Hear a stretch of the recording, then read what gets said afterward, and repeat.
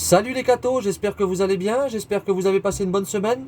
Aujourd'hui les cathos, nous allons commencer nos deux vidéos sur les questions-réponses que vous m'avez posées sur les réseaux sociaux. Donc il y a 12 questions. Aujourd'hui nous allons faire 6 et 6 sur la prochaine vidéo pour pas que ce soit trop long. Voilà. Et pour les autres questions qu'il y avait eu, je vous ai répondu directement par soit Facebook ou alors les autres réseaux. Pourquoi? Parce que je pense que les questions que vous m'avez posées ne permettaient pas d'être mises sur YouTube, vous voyez. Surtout au niveau de votre vie privée ou alors surtout peut-être que des enfants peuvent regarder la vidéo, vous voyez. Donc j'ai pris vraiment que les questions que on pouvait se permettre de mettre. Donc voilà. La première question que je vais vous dire est: que faire pour rendre plus attractive l'église de demain? Voilà une question très intéressante. Alors, l'église, on a tendance souvent à la résumer au bâtiment. Tu vois, quand tu discutes avec quelqu'un, tu as été où ce matin? J'ai été à l'église. Parce que l'église, pour nous, c'est souvent le symbole du bâtiment. Les grandes cathédrales, les grandes basiliques. Mais l'église, en fait, comme tu dois le savoir sûrement, représente chacun d'entre nous par notre baptême. Et, et pour rendre plus attractive l'église de demain, pour moi, c'est à nous, église, de sortir, tu vois. Donc moi, les évêques, les diacres, peu importe, mais on doit tous sortir. Et il faut aussi, pour moi, pour la rendre plus attractive, c'est essayer un maximum de toucher les jeunes. Il faut absolument que l'église se mette à l'enseigne de notre temps. Et les jeunes aujourd'hui, faut dire ce qu'il y est. Les jeunes, la messe, les chants dans l'église, ou tout ce qui se rapporte à l'église, ça paraît ennuyeux pour les jeunes d'aujourd'hui. C'est pour ça qu'il faut essayer entre guillemets, de remasteriser tout ça pour remettre tout au goût du jour, tu vois. Par exemple, à la messe, les chants, essayer de mettre des chants un peu plus mouvementés, un peu plus dans l'ambiance. Parfois, les chants dans l'église, c'est vrai que ça paraît des chants plutôt tristes. Et pourquoi pas essayer de remettre des chants plus mouvementés, plus attractifs pour les jeunes. On sait que les jeunes aujourd'hui aiment les, les beaux chants. Et pourquoi pas déjà ça. Aussi, moi, ce que je proposerais à l'église, si je pourrais donner des conseils, par exemple, si on me demanderait conseil, ça serait de remettre la vie des saints au goût du jour. Pourquoi? Parce que la Bible, c'est quelque chose qui ne parle pas à tout le monde, tu vois. Mais les saints, tout le monde connaît. Quand on va leur dire Saint, Saint Sylvestre, par exemple, ça nous résume le 31 décembre. Le 31 décembre. Quand on va dire Sainte Marie, ou les saints, ça parle plus aux gens. Et peut-être, une idée que je pourrais donner, c'est par exemple des belles journées d'été. Pourquoi pas mettre un écran géant, pourquoi pas par exemple dehors, et, et visionner la vie d'un saint. Pour apprendre aux gens, à travers l'église, comment des personnes qui sont comme nous se sont révélées aux yeux du monde.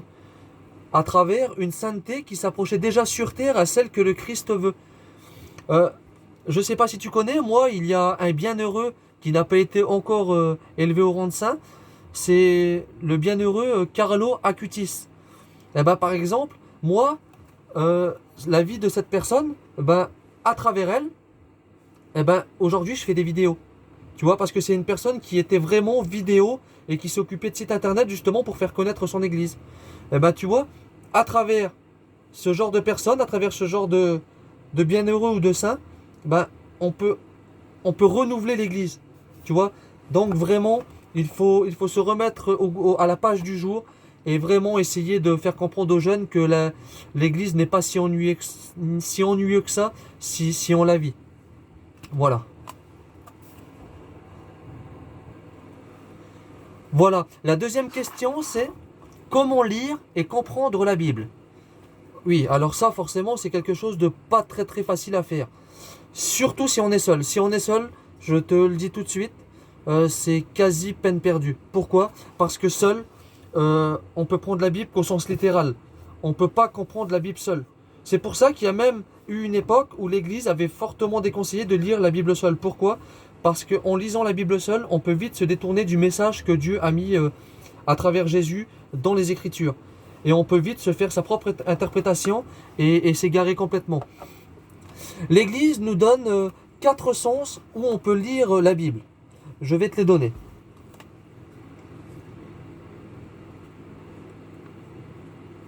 Alors, il y a le sens littéral. Le sens littéral, c'est-à-dire, comme je viens d'expliquer, on prend un passage, on le lit, et hop, ça s'arrête là. On ne va pas plus loin que les Écritures. Donc ça, c'est le premier sens. Il y a aussi le sens allégorique, c'est-à-dire la recherche d'une annonce du Christ à travers les Écritures. Il y a aussi le sens moral, c'est-à-dire à travers les Écritures, il faut essayer de vivre des Écritures, c'est-à-dire de vivre comme le Christ l'a voulu. Et il y a aussi le sens anagogique, c'est-à-dire ce qui constitue à l'espérance chrétienne, c'est-à-dire pour plus tard. Les 4 sens peuvent être résumés ainsi. La lettre, donc c'est-à-dire le sens littéral, enseigne les faits. L'allégorique, ce qu'il faut croire. Le sens moral, ce qu'il faut faire. Et l'anagogie, ce vers quoi il faut tendre. C'est-à-dire le Christ à la résurrection, à notre mort. Voilà. Il y a même un exemple qui nous est donné pour nous ouvrir l'esprit. Je te le donne. Par exemple, le récit de la sortie d'Égypte et du passage de la mer. Tu dois sûrement connaître. Ça raconte d'abord comment Dieu a délivré le peuple d'Israël. Tu vois, ça c'est le sens littéral. Quand tu le lis, tu comprends que Dieu a délivré son peuple. Si on va un peu plus loin, les chrétiens, ils reconnaissent l'annonce du baptême qui fait passer les disciples du Christ de la mort à la vie. Ça, c'est le sens allégorique. Tu vois, ça a été plus loin dans les Écritures. Le fidèle doit donc quitter l'esclave du péché pour entrer dans une nouvelle vie. Le sens moral, le 3e sens des Écritures. Et à la fin des temps, le Christ conduira dans le royaume de son Père toute l'humanité captive du mal et de la mort. Sens anagogique. Tu vois, à travers les Écritures, on peut distinguer 4 sens à lire. Mais ce qui est très important, par contre, c'est, comme je te disais au départ, c'est jamais de lire la Bible seule et de faire ses propres interprétations, car on s'éloigne du message. Moi, par exemple, aujourd'hui, j'ai 8 personnes auxquelles je m'accroche pour comprendre les Écritures. S'accrocher à une personne seule, c'est peut-être fort ce que je vais te dire, mais c'est un aveugle qui conduit, et toi, tu es à côté de lui, et le jour où il tombe dans un précipice, tu es avec lui. Pas qu'il veut te conduire en erreur, mais il peut être dans l'erreur sans le savoir. C'est pour ça que je conseille, même à toi, quand tu regardes mes vidéos, c'est derrière ça, pourquoi pas de vérifier, ou alors même de consulter un prêtre, pour voir si ce que je te dis est bon. Pourquoi? Parce que moi, si je te conduis dans l'erreur, tu comprends, c'est de ma faute, certes, mais aussi de la tienne. Pourquoi? Parce que tu fais confiance à une seule personne. Et moi, je trouve que je peux te déconseiller de faire ça pour lire et comprendre la Bible. C'est pour ça que moi, je m'accroche à 4 prêtres, un diacre, lecteur, un de mes cousins qui est lecteur dans l'église catholique, et aussi des frères qui sont là et à quels on partage la parole et qu'on développe des passages, tu comprends? Et il est très important surtout de revenir surtout au prêtre pour qu'il te confirme si ce que tu dis est bien. Toujours. Voilà, j'espère que j'ai pu répondre à ta question. Voilà, la 3e question est: qui es-tu face au Christ? Voilà une question très intéressante. Qui moi je suis face au Christ? Alors, il a fallu que je réfléchisse longuement à ça, parce que c'est pas une question qu'on répond de but en blanc. Et moi, en fait, j'ai compris que face au Christ, j'étais 2 personnes en fait. Ces 2 personnes en fait, il se conduit dans 2 actes. À la messe par exemple, face au Christ, je viens et je suis comme un enfant un peu perdu, tu vois. Je suis égaré. Le péché, tu comprends? Égaré, le péché. C'est à ça que je le résume. Donc, quand je viens face au Christ à la messe, je me considère comme pécheur. Et à travers la messe, on demande pardon à Dieu. Et on arrive au moment de la Sainte Communion. Et là, on se reconnaît tout petit. Même à travers l'hostie qui est si petit, on voit que Dieu est beaucoup plus grand que nous. Et à la messe, c'est comme ça que je viens, en tant que pécheur, et à travers la Sainte Communion, le Christ qui vient pour me, comment te dire, me réveiller, me remettre dans le goût du jour, pour que moi j'avance et que à travers cette communion, il m'aide à plus pécher, tu comprends? Voilà comment que je suis dans mon premier acte avec le Christ, un pécheur qui vient à son sauveur. La deuxième phase que je pourrais te donner, que je suis face au Christ, là elle est complètement différente. C'est toujours à travers la communion, mais cette fois-ci dans l'adoration. Dans l'adoration, je ne viens pas comme un pécheur face à son sauveur. Ma relation avec Dieu est complètement différente pour moi. À ce moment-là, je viens comme un ami qui vient parler à comment dire, à quelqu'un qui saurait tout, tu vois. À Dieu donc, à quelqu'un qui sait tout. Et c'est surtout à travers, comme je fais avec vous, à travers des questions-réponses, tu vois. Pourquoi? Parce que dans ma vie, j'ai besoin, comme tout homme, de questions parfois. Pourquoi il m'est arrivé ceci ou pourquoi il m'est arrivé cela? Et je viens pour ça. À travers l'adoration, c'est plutôt un système d'amitié à questions-réponses pour qu'il m'aide à repartir dans ma foi, grandi et plus fort que jamais. Voilà, j'espère que j'ai pu répondre à ta question. Mais j'invite à tout le monde de laisser un petit commentaire pour savoir qui il est justement lui. Comment vous êtes vous face au Christ? Qui vous pensez être? Voilà, la quatrième question est comment se déroule une messe? Alors, une messe, ça se déroule en plusieurs parties. Tu vois, du départ, on vient et on se considère comme pécheur. Voilà, à travers un chant ou à travers une prière, on se dit pécheur du départ devant nos frères pour montrer vraiment que aucun n'est mieux que l'autre face à Dieu. Ensuite, il y a une entrée dans les chants, puis vient la parole de Dieu. Tu vois, c'est dans la messe, on appelle ce qu'on appelle deux tables. Il y a la table de la parole, donc où est dit les psaumes, l'évangile et les premières lectures. Et ensuite, à travers ça, il y a l'homélie du prêtre. Et ensuite, on passe encore à des chants, puis à cette deuxième table, la table de la communion que je viens d'expliquer tout de suite, à laquelle moi je viens tout petit et que je me considère vraiment comme un pécheur vers son sauveur. Et ensuite, à la fin de la messe, il y a l'envoi. C'est-à-dire, là, à ce moment-là, tu repars pour redonner tout ce que tu as vécu à la messe. Tu vois? Mais j'aime pas le sens que je te dis là. Pourquoi? Parce que pour moi, une messe, ça ne s'explique pas. Une messe, pour moi, ça se vit. C'est complètement différent. Je ne sais pas si tu peux me comprendre, mais je ne peux pas te résumer une messe à des étapes. Moi, chaque messe est renouvelée dans le temps. Une messe, pour moi, il n'y a jamais la même, en fait. Il n'y a jamais une fois où j'arrive et je me reconnais pécheur, puis vient ci, puis vient ça, tu vois. C'est pas des étapes qu'on fait. Pour moi, une messe, ça se vit. Une messe, ça dure environ 1 heure. Et cette heure-là, tu vois, je me dis pas, là, dans 30 minutes, il va y avoir tel passage, dans 35 minutes, on arrivera à tel moment, et dans 50 minutes, à tel moment. C'est pour ça que là, je t'explique en gros, mais vraiment, une messe, ça ne s'explique pas, ça se vit. Et à travers ma réponse, j'espère que ça te donnera l'envie, pourquoi pas, d'aller voir ce qu'il se passe à la messe. Pourquoi? Parce que moi, ce que je te dis, c'est bien, c'est beau, mais la vivre, il n'y a pas de débat, c'est 100 fois mieux. 1000 fois mieux, 1 million de fois mieux. C'est pour ça que je t'invite à aller à la messe, si ton cœur le désire forcément.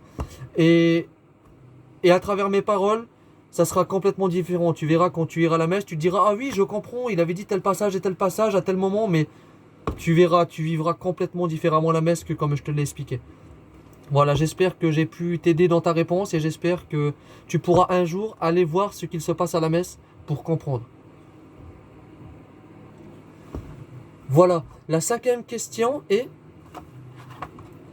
comment savoir lorsque Dieu nous répond à nos prières?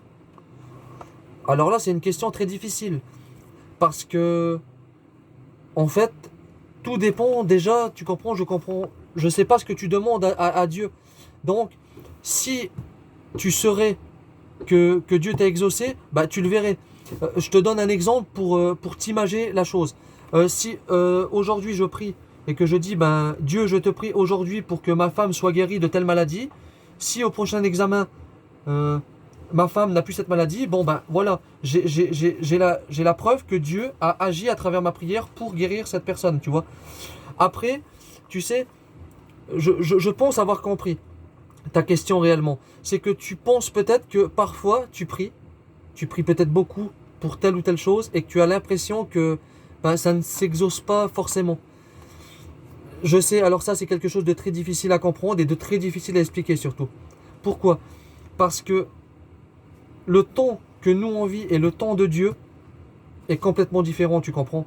Dieu est hors du temps. Lui, il est dans un espace où le temps n'existe pas. Dieu est au début et à la fin, tu comprends? Il n'y a pas de temps pour Dieu. Euh, je sais pas, peut-être qu'on pourrait résumer 1000 ans pour Dieu à une seconde pour nous, tu vois. On peut pas comparer les deux. Et, et peut-être que bah, toi, ce que tu demandes aujourd'hui, bah, si Dieu te le donne pas, c'est peut-être que parce que c'est pas pour aujourd'hui, tu comprends? Peut-être que pour toi, aujourd'hui, c'est pas bon dans ta vie.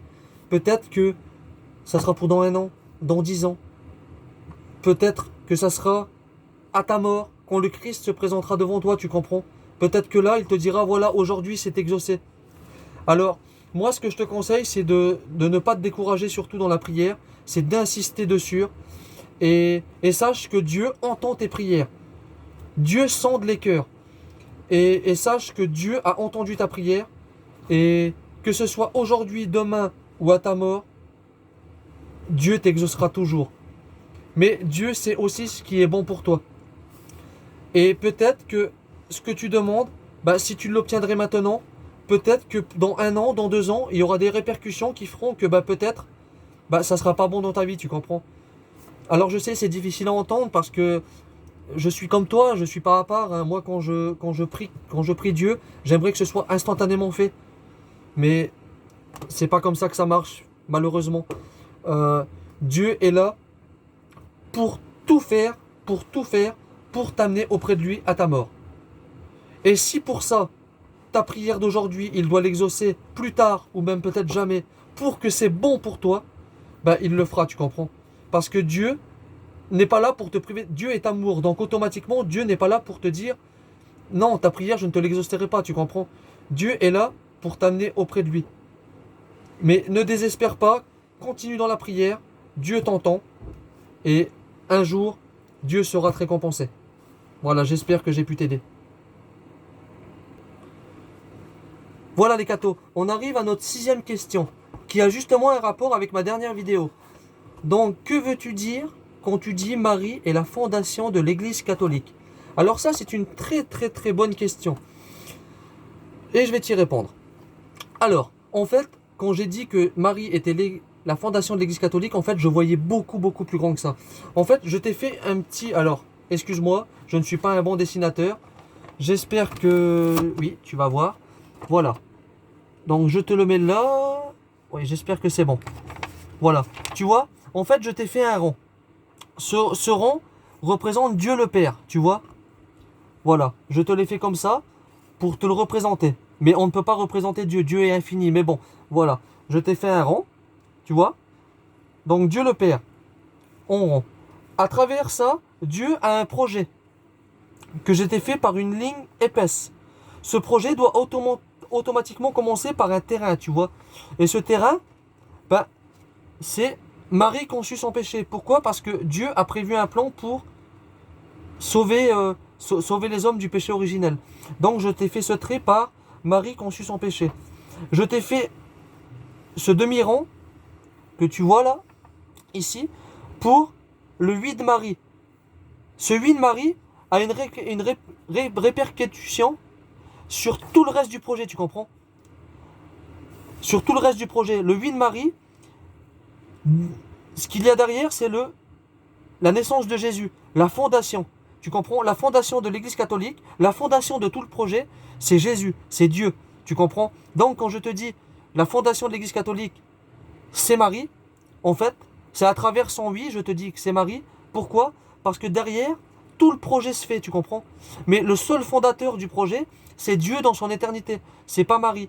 Parce que J'ai bien compris où tu veux en venir. Je pense que le mot fonder, tu as peut-être cru créer. Mais non, en fait, je te parlais pas de créer. Marie n'a pas été un instrument, c'est pas ça que je veux dire. Marie a été libre de dire oui pour ce projet, mais à travers son oui, qui a été libre, Dieu ne l'a rien obligé, et bien à travers son oui, Jésus est là, qui est la fondation, et qui pousse tout ce qui va découler après, c'est-à-dire aujourd'hui que tu es chrétien, aussi l'Église catholique, sa naissance, et que tu es sauvé, tu comprends? Et je t'ai fait des petits ronds, je ne sais pas si tu vois. Ces petits ronds représentent chacun d'entre nous. Pourquoi? Parce que je t'ai mis la fondation, le oui de Marie, mais c'est Jésus, qui a mis Pierre au-dessus. Pourquoi? Parce qu'il fallait bien un responsable pour quand Jésus partirait, ça c'est normal, sinon on ne serait peut-être plus chrétien aujourd'hui à cause de justement ce péché qui nous enflamme tous les jours. Donc Pierre pour tenir la doctrine du Christ, et au-dessus de Pierre, tous les chrétiens, tu comprends, qui sont accrochés à Pierre, qui est accroché à Jésus, tu comprends. Et j'ai mis Jésus, la tête de l'église, comme il est décrit dans l'évangile. Donc, j'espère que j'ai pu t'ouvrir les yeux à travers ça. Voilà. Et j'aimerais te lire un petit passage aussi, pour te montrer que la fondation de toute chose était Dieu, et Dieu seul. Donc, c'est dans Corinthiens 3, verset 11. Les fondations, personne ne peut en poser d'autres que celles qui existent déjà. Ces fondations, c'est Jésus-Christ. Tu comprends? Donc, je ne peux pas aller outre que ce passage. Personne. La fondation de toute chose, c'est Jésus-Christ en tant que Dieu dans son éternité. En fait, c'est ça. Ma phrase que je t'ai donnée à travers Marie et la fondation de l'Église catholique, c'était à travers un projet pour t'imager que je voulais t'expliquer en fait, tu comprends? C'est pour ça que je t'ai fait ce dessin. C'était une image pour que tu comprennes que je t'avais mis le terrain. Ensuite, Marie, fondation à travers son oui, mais qui est Jésus. Tu comprends? Le oui de Marie, c'est Jésus en fait. La fondation de l'Église catholique, c'est Jésus. Tu comprends? Donc là, j'espère que j'aurai arrivé à t'expliquer plus simplement. À travers ça, Jésus, dans sa continuité, met Pierre à cette tête parce que Jésus repart. Il envoie l'Esprit Saint pour aider Pierre à guider cette église catholique. Puis, tous les fidèles se raccrochent à Pierre. Pourquoi? Parce que Jésus dira, Pierre, tu es Pierre, cette pierre, je bâtirai mon église. Tu comprends? Donc, cette église, c'est Pierre. À travers Pierre, que Jésus a mis. Et quand tu seras revenu, dans un autre passage, il nous dira, quand tu seras revenu, affermis tes frères. Nous donc, Pierre nous explique la doctrine de l'église catholique. Et nous, nous sommes affermis dans la foi de Jésus lui-même, qui est la fondation de toute chose. Tu comprends? J'espère que j'ai pu te résumer ce que j'ai dit dans la dernière vidéo pour t'éclaircir plus profondément. Tu comprends? Chaque mot que je dis dans mes vidéos, s'il faudrait que je fasse une vidéo à chaque fois que je dis un mot, parce que il y a plusieurs personnes qui écoutent les vidéos. Et un mot a pu te gêner, par exemple toi, ou un autre, ou un autre, ou un autre. Et puis pour d'autres, ça ne les a pas gênés. Tu comprends pourquoi? Parce que nous avons tous des pensées différentes. Et je suis content que tu as pris ton initiative de me demander qu'est-ce que je voulais dire à travers ça. Donc, je réinsiste là-dessus. N'hésitez surtout pas à me demander, à chaque fois que je fais une vidéo, comme vous ne comprenez pas un passage, qu'est-ce que tu voulais dire par là? Pourquoi? Pour pas que vous vous faites votre propre interprétation. Vous comprenez? Il faut absolument, entre moi et vous, rester dans ce que l'Église catholique dit. C'est très important. Moi, à travers mon résumé, je reste dans ce que l'Église catholique dit. Il n'y a pas de souci. Pourquoi? Parce que l'interprétation que les prêtres me donnent, je la redonne. Mais par contre, toi si tu ne me poses pas de questions et que toi derrière tu comprends autre chose et que tu redonnes une interprétation, ça ne sera pas de ta faute. Parce que toi tu auras compris ce que moi je dis. Mais il faut absolument faire attention à ça. C'est pour ça, n'hésitez pas surtout à me demander quand vous ne comprenez pas quelque chose. Laissez un petit commentaire, on débat, on explique. Et comme ça, on reste dans la doctrine du Christ qui est la fondation de toute chose. Voilà. Donc aujourd'hui les cathos, j'ai répondu à ces 6 questions. J'espère vraiment que j'ai pu vous aider. J'espère que... j'ai pas pu faire 20-25 minutes par réponse, vous comprenez. J'ai essayé de faire le plus court possible. Et avant de vous quitter, j'aimerais remettre à plat quelque chose que j'ai dit lors de ma dernière vidéo qui me tient très très à cœur. Parce que nous avons tous nos défauts. Et moi, eh ben, j'ai réussi, à travers la dernière vidéo, à retomber dans un de mes défauts. Et j'aimerais le remettre à plat. Voilà. Quand je vous ai fait la dernière vidéo sur Marie, j'ai reçu un commentaire au moment où je vous faisais la vidéo en me disant, je sais pas, j'ai pas envie de savoir c'est qui, si c'était un protestant ou n'importe quoi, mais il était en train de m'expliquer que tout ce que je disais était faux, parce que forcément, euh, tout ce qui concerne la Vierge Marie que l'Église catholique dit, vous comprenez que ça ne peut pas arranger les autres. Donc, eh ben, ils sont obligés de dire que c'est faux. Et à travers ça, ben, moi, j'ai tombé dans un piège, et moi, ben, j'ai dit devant vous que, que cette personne vienne, ou n'importe qui d'autre, pour débattre, pour que je montre, ben, ou qu'il me montre quelle est la vérité, vous comprenez? Et je n'aurais pas dû faire ça. Pourquoi? Parce que cette vérité, les cathos, elle ne nous appartient pas, vous comprenez? Cette vérité, c'est Jésus. Il le dira, je suis le chemin, la vérité et la vie. Et Jésus ne m'appartient pas. Chacun dans son cœur a le droit de comprendre ce qu'il veut. Je ne suis pas là pour te faire changer, pour faire changer mon voisin, ma mère ou n'importe qui, vous comprenez? Moi, je fais des vidéos. Celui qui est intéressé, qui veut que je peux aider, je suis vraiment ravi, je suis vraiment très très content de ça. Mais celui qui n'est pas catholique et que ces vidéos lui plaisent pas, vous comprenez, je ne suis pas là pour le faire changer. Et à travers ma dernière vidéo, j'ai essayé d'imposer quelque chose qui n'est pas moi du tout. Et devant vous tous, devant cette personne, j'espère qu'elle pourra revoir la vidéo. Je m'excuse d'avoir fait ça. C'était pas humble de ma part. La vidéo est la vérité est pour tout homme. Et moi, je n'ai pas imposé ma vérité, qui je pense est mon église. Mais ça, je ne suis pas là pour l'imposer, vous comprenez? Alors j'espère vraiment que vous me pardonnerez de ça. Et donc dans quelques jours, nous ferons les 6 autres questions, les cathos. Voilà. Et surtout, si vous avez un petit commentaire, un petit doute, un petit quelque chose sur ce qu'on vient de dire, ce qu'on vient de débattre, laissez-moi un petit commentaire, je serai ravi de vous répondre. Voilà, que Dieu vous bénisse. Et à plus les cathos.